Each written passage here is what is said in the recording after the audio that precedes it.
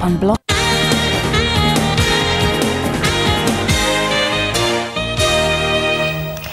Welcome back. Still to come, the results of our hair clinic. But first, 30 years after the release of his debut single, Gary Numan starts yet another tour at the end of this month. Yeah, the man with a passion for cars, planes and boats shows no sign of slowing down. Here's a trip down memory lane.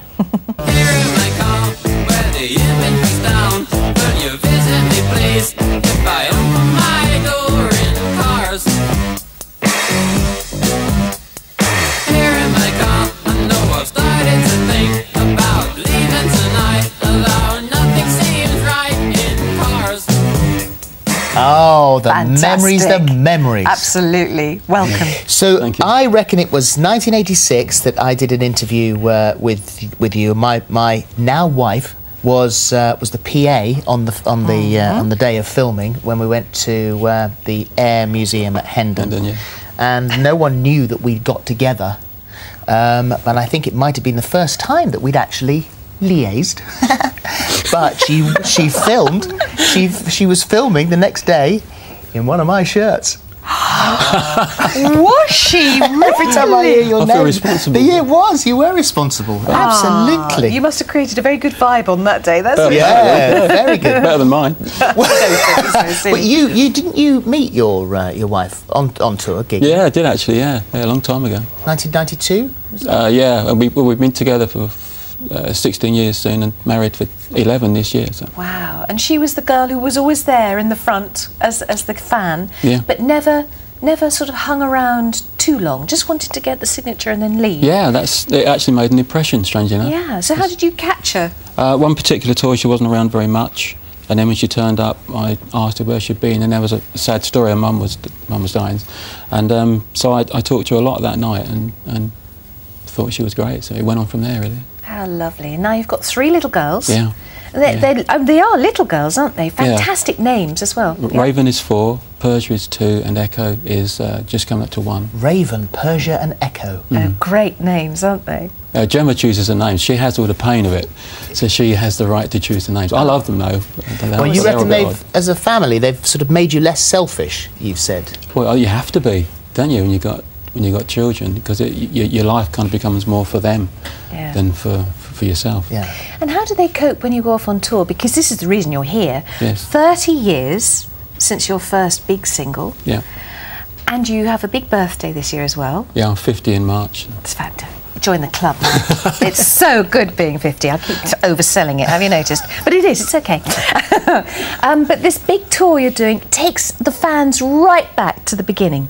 Well, because it's 30 years, it seems sensible for me to just play the album that started everything. Replica. And it's an album that I never actually toured in when it came out either. Yes. So yeah, called Replicas. So that's really the reason for it. You know, some people kind of want to hide away when they're 50 or when they've been doing something for a long time, but I just thought I don't want to do that really. I'd rather make a big deal of it. And the fans have given me the life that I've had. Yeah. So it seems only fair to. Well, quite obviously, the fans are very happy to be a part of this journey as well, because your London dates are sold out. Yeah. So, so this is a very healthy tour for the man who said, after that first album, I'm not doing any of this. I'm not touring again.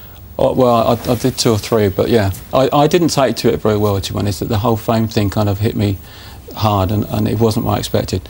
And I ran away, to be honest, for quite a while. I thought it was important that I grew up without everybody watching, because I was finding myself embarrassing. But because I was young and stupid, I make a big fuss of it. Why were you finding yourself embarrassing? I don't often put myself over very well, I don't think. Really? I certainly didn't in those days anyway. But you're the better at it now. sweetest, nicest man. You're lovely. And you were only 20 at the time, and anybody when they're 20 doesn't know how to cope with life, let alone when suddenly you're on every magazine. It's a big change though. You're living at home with your mum and dad, and next thing you're #1 all over the world. Absolutely. And you can't really take it in your stride, and so you do some stupid things. So you finding it more acceptable and more fun now? Oh yeah. Well, you're used to it now. I've been doing it almost my entire adult life. Exactly. And I'm quite old now. So yeah, no, it's fantastic. It's all relaxed and easy, and I love it more than ever. So the girls, when you go off on tour, yes, is this the first tour you'll have been on since the girls were No, I did. I was away for 3 months 2 years ago. So they're used to it. Well, it's hard actually, and I've now limited the touring to no more than 2 weeks, if I can. Yeah. Less actually, if I can. But this is a 2-week one. Yeah. And So an I miss album them. I really coming miss up? them. Pardon? Album coming up? There's, I think the old record company that owned the replica stuff are re-releasing all that again with all kinds of extras that I'd forgotten about. Yeah. And I've got a new album called Splinter we're working on now, which will be coming out early next year. And no more flying? Well, I'm still got my licence, but my wife hates it. It's too dangerous. Well, I used to do air display flying. I was an aerobatic pilot. Yeah. Yes. And it's That not is so safe. Yes. Yes, So you'd I much don't do that. rather you were safely on the ground. Yeah, but now with the children as well, Yeah. it's too risky a thing to do. Well, it's lovely to see you, Gary. is The lovely. replica tour starts 29th of February in Bristol. Yes, And get thank down you. there. Thank you very Gary. much. Thank Thank you you. very much indeed. Pleasure. Well, we are back in a moment with the results of today's hair clinic and the latest on the Diana inquest. We'll see you after this.